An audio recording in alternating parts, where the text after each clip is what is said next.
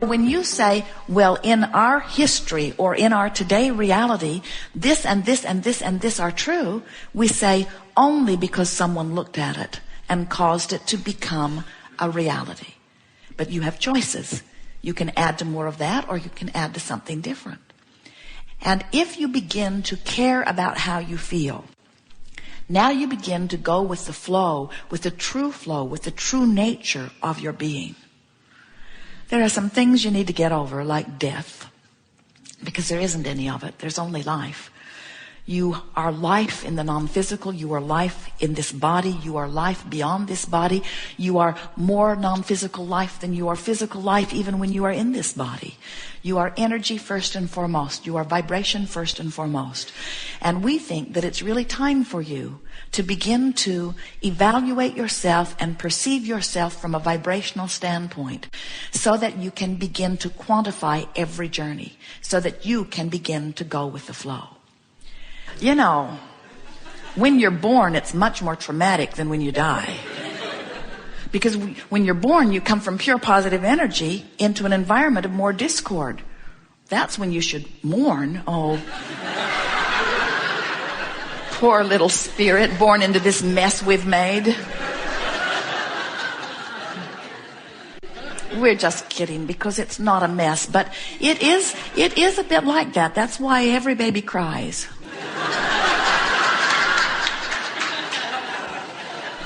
And for a moment says, oh God, what have I done?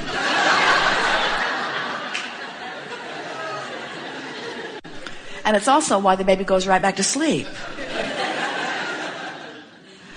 So here you are in your physical body, and you've been here for a while, and you have adapted to less than pure positive energy. Oh, you find it sometimes. We see you. Your heart's sore. You fall in love. You appreciate. You meditate.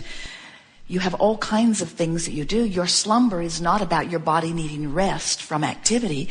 Your slumber is about your body needing rest from your resistance. And so as you slumber and you withdraw your focus, or as you croak and you withdraw your focus, you return to pure positive energy. But we want you to realize that you don't have to croak or go to sleep in order to stop the negative resistance within your vibration. You just have to learn how to go with the flow. And going with the flow only means, it's what the art of allowing is, allowing, resisting, feeling better, feeling worse. And in every moment you have that choice. In every moment you can dramatize something that makes you feel better, or you can dramatize something that makes you feel worse. You can emphasize something that makes you feel better, or you can emphasize something that makes you feel worse. And as that becomes your dominant intention, nothing's more important than the way I feel. And my dominant intention is to look for something that makes me feel good. I'm going to do whatever I can do to feel a little better. I'm going to look for the best feeling thought I can find. Not the best feeling thought I've ever thought, not the best feeling thought anybody's ever thought, but the best feeling thought I can find right here from where I am. What do you think about turning your canoe into the direction of the current? And you know what most of you say? Take the path of least resistance? Oh, that's just lazy.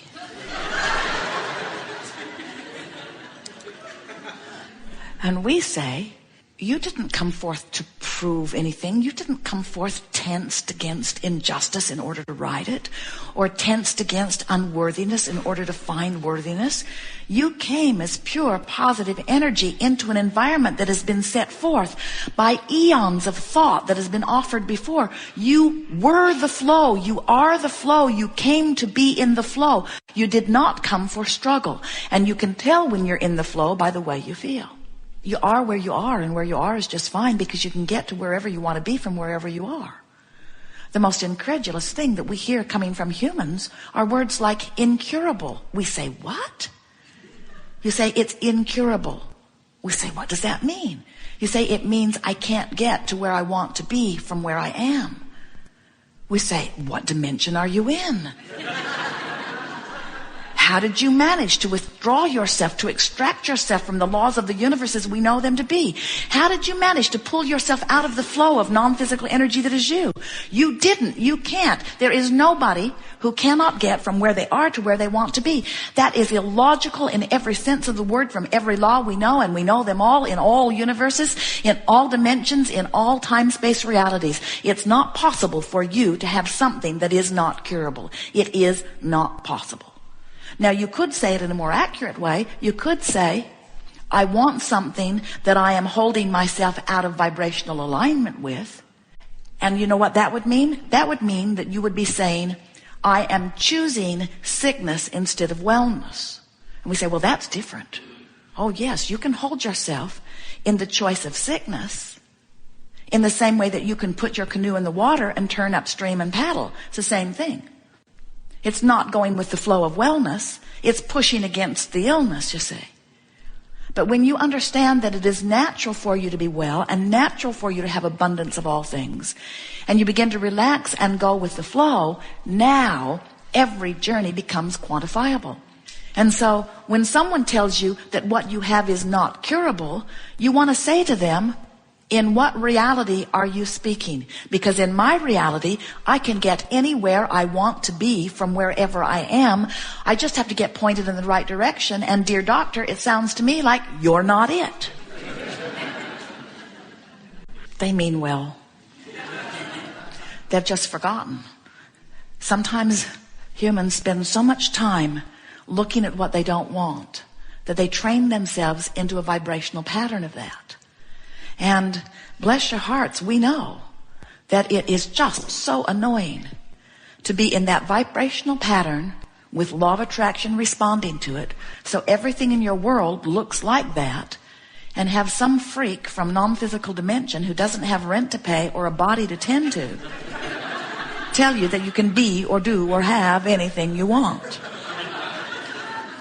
We know it's annoying. We know that when you feel the way you feel, the vibration that is responsible for the way you are feeling has a strong current, and that strong current is law of attraction responding to it. So everything in your life is reflecting that, and it's hard to believe that it can be different when it isn't, because you have become, bless your hearts again, we're going to bless your hearts all day, you have become such fact-based people.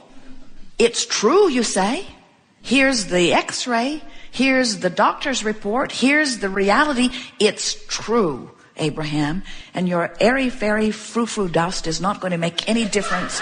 It's true. This is the way that it is.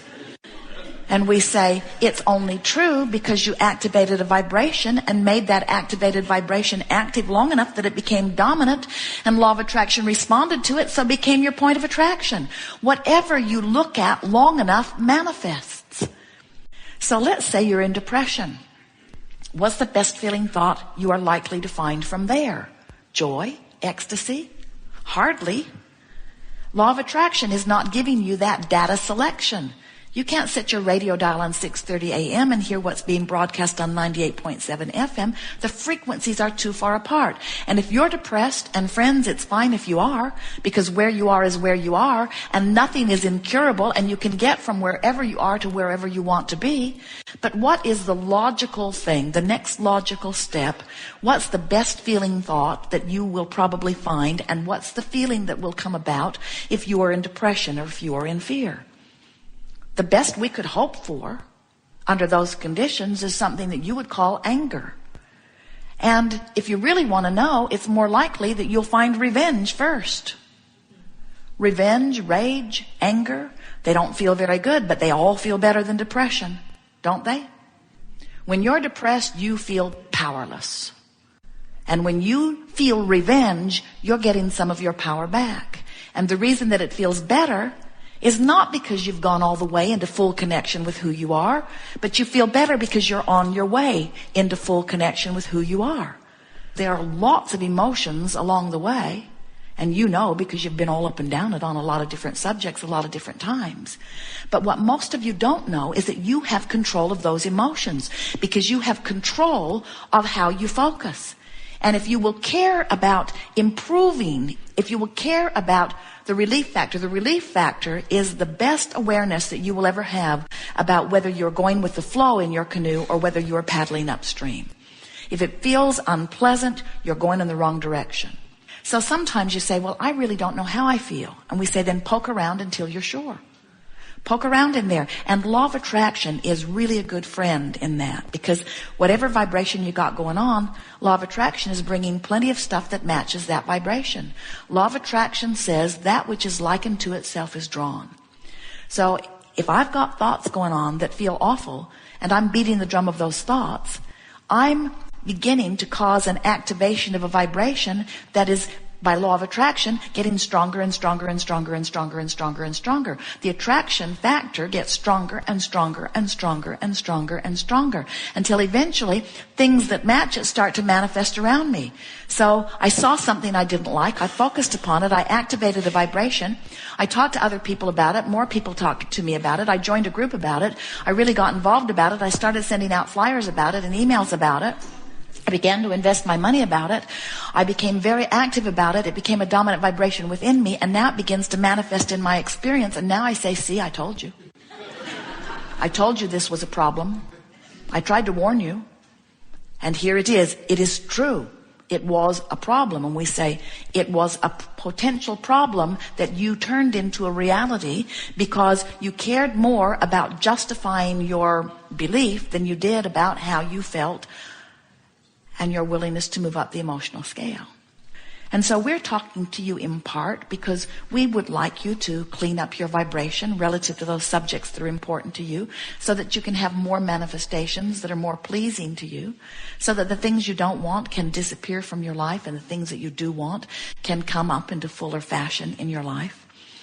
But it really is not because of the manifestation that we are speaking to you so fervently here today.